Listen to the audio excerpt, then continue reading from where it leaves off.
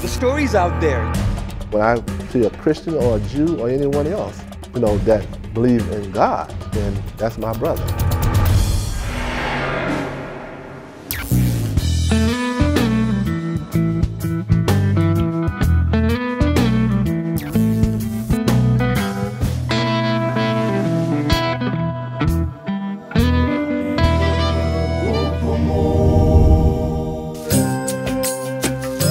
Akola Rashid international museum of Muslim cultures के बानियों में से एक हैं और इदारे की इंतज़ामी सरबराह हैं।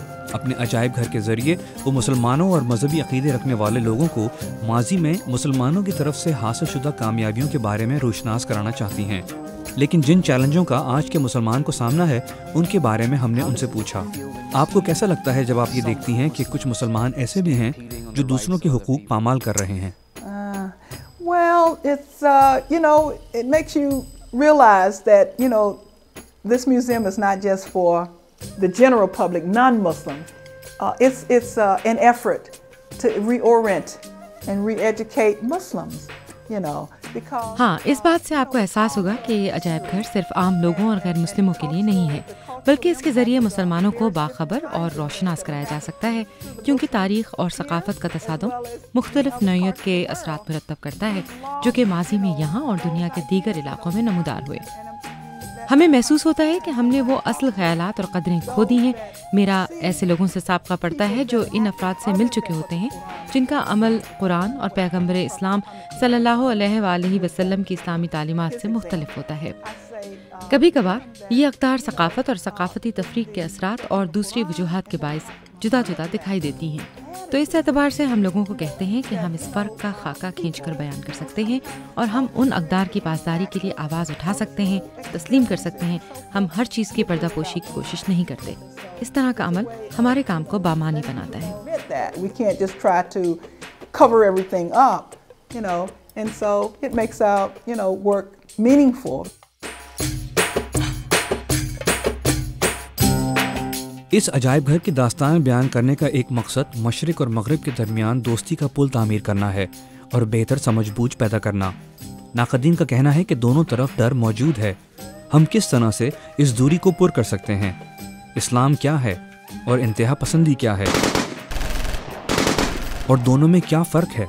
As an American and as a Muslim, or as a Muslim and an American, एक अमरीकी और एक मुसलमान या एक मुसलमान और एक अमरीकी, किसी भी तौर पर आपको कैसा लगता है जब आप एक मुसलमान को दूसरों का सर कलम करते हुए देखते हैं या दूसरे लोगों को काफिर कहकर पुकारते हुए देखते हैं? क्योंकि एक मुसलमान की हैसियत से मुझे बचपन ही में बताया गया था कि खुदा सिर्फ मुसलमानों का नहीं, पूरी इंसानियत का है। आपको ये बात कैसी लगती है जब मिसाल के तौर पर आप ये देखती हैं कि अलकायदा के लोग किसी का गला काट रहे हों, या आप इसी नौयत का बदला लेने वाला रवैया देखती हैं? आप पर इस बात का क्या असर होता है? Well, of course, initially it's horrifying, to see. देखिए, जाहिर है फौरी तौर पर ही आपको ये बात अफसोसनाक लगेगी कि वो लोग जो मुसलमान हैं या जो मुसलमान होने का दावा करते हैं, यानी बरसहा बरस गुजरने के बावजूद वो मज़हब के वाज़े पैगाम और उसकी खूबसूरती से बेगाना हो गए हैं। मुझे अपना काम करते हुए एक मिशन की तकमील का एहसास होता है। I'm feeling saddened. I feel more of a mission. क्या ये वही इस्लाम है जिसकी तालीमात के साए तले आप पली बढ़ी? क्या यही वाकई इस्लाम है? or is that Islam at all? नहीं, ये किसी तौर पर भी इस्लाम नहीं। फिर ये क्या है? जब वो इंतहा पसंदी की बात करते हैं, इससे मुराद इस्लामी इंतहा पसंदी नहीं। इंतहा पसंदी तो इंतहा पसंदी है। इंतहा पसंद ही होता है, बगैर इस तफरीक के कि वो किस मजहब का मानने वाला हो। बिल्कुल, इसलिए इस्लामी इंतहा पसंद कहना इस्तिलाह का गलत इस्तेमाल है। ऐसे अनासिर महज इंतहा पसंद हैं। लेकिन आपके मुताबिक क्या आप समझती हैं कि वो इस्लाम की दुरुस्त हिदायत पर अमल पैरा हैं? क्योंकि बहुत से नाक़दीन का कहना है कि यही दहशतगर्द असल में हकीकी मुसलमान हैं।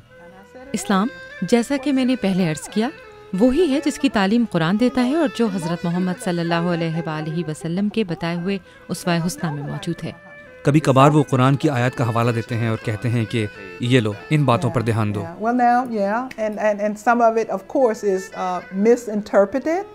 बहुत से लोग कहते हैं कि उन्होंने कभी कुरान को नहीं पढ़ा, उन्हें हज़रत मोहम्मद सल्लल्लाहु अलैहि वसल्लम की ज़िंदगी के बारे में इल्म तक नहीं।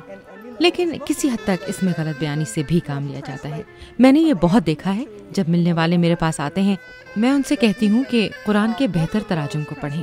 مسلمان کی حیثیت سے ہم کہا کرتے ہیں کہ عربی سے کسی اور زبان میں ترجمہ کرنا بہت ہی مشکل کام ہے، لیکن زیادہ تر تراجم غیر معیاری نوعیت کے ہیں. تو ایسا ہے کہ یہ ایک بڑا مسئلہ ہے.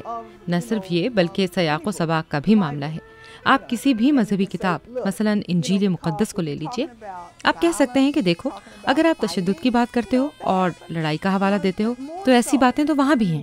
کئی اعتبار سے حضرت محمد صلی اللہ علیہ وآلہ وسلم اور ان کے ساتھیوں کو زندگی بچانے کی خاطر لڑائی لڑنا پڑی. کوئی آدمی قرآن کے کسی حوالے کو سامنے لا سکتا ہے جس میں کوئی خاص قصہ بیان کیا گیا ہو اور اسے سیاق و سباق کے بغیر پیش کر کے پوچھا جائے کہ یہ کیا ہے. لیکن اگر وہ لوگ انجیل اور توریت پر نظر ڈالیں اور اسی عہد کی بات کریں جب خدا کے برگزیدہ بندے مذہبی لوگ راست باز لوگ مجبور ہوئے کہ اپنی حفاظت کی خاطر لڑائی لڑیں تاکہ اپنے بلند اقدار کی پاسداری کر پائیں، ایسی تعلیمات مخصوص نہیں ہوں گی. لیکن بدقسمتی سے لوگ اس طرح نہیں سوچتے. For their, for protection and just to sustain their, their values and so forth, it wouldn't be any different, but people don't tend to do that, unfortunately. جیسے جیسے میں حقیقت اور فسانے کے درمیان سچائی تلاش کرنے کی جستجو کر رہا ہوں مجھے کئی باتوں کا علم ہوتا جا رہا ہے. کیا آپ سمجھتی ہیں کہ لوگ قرآن پاک کے الفاظ کا غلط مفہوم نکال رہے ہیں کیونکہ لوگ یہ نہیں جانتے کہ الفاظ ماضی میں رونما ہونے والے خاص واقعات سے متعلق ہیں. ہم ان تعلیمات سے سیکھ سکتے ہیں اور اپنی زندگیوں پر نافذ کر سکتے ہیں، یوں نہیں کہ بغیر سوچے سمجھے اور فہم و فراست کے بغیر عمل پیرا ہو گئے.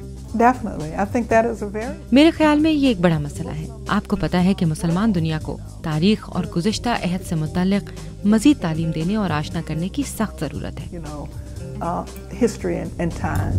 تخلیق کے عمل سے مراد ایسی صلاحیت یا طاقت ہے جس کی بدولت کسی چیز کو جنم دیا جائے، جس سے مراد جدت پسندی، اپنے آپ کو اشکار کرنے، بلند تصورات کا ادراک کرنے کی صلاحیت کا حامل ہونا ہے. لیکن کیا انسان کی حیثیت سے ہمارے لیے لازم ہے کہ ہم تخلیق کے عمل کا حصہ ہوں؟ عبدالرشید آباء و اجداد سے مسیسپی کے رہنے والے ہیں. وہ international museum of Muslim cultures کے شریک بانیوں میں سے ایک ہیں اور ساتھ میں ایک میوزیشین اور مؤذن بھی ہیں. آپ کے خیال میں انسان کی دسترس میں تخلیق کاری کا کتنا عمل ہونا چاہیے تاکہ بہتر انسان کے طور پر زندگی کا سلسلہ چلتا رہے؟ یہ وہ صلاحیت ہے جو خالق نے بابا آدم کو ودیت کی تاکہ وہ افضل ٹھہرے. میرے خیال میں یہی انسان کے ارتقاء کی دلیل ہے اور آج اس مخصوص عہد میں ذہن میں وسعت پیدا ہوتی جا رہی ہے. It's programs like this that would help the Muslim world see the other face of America.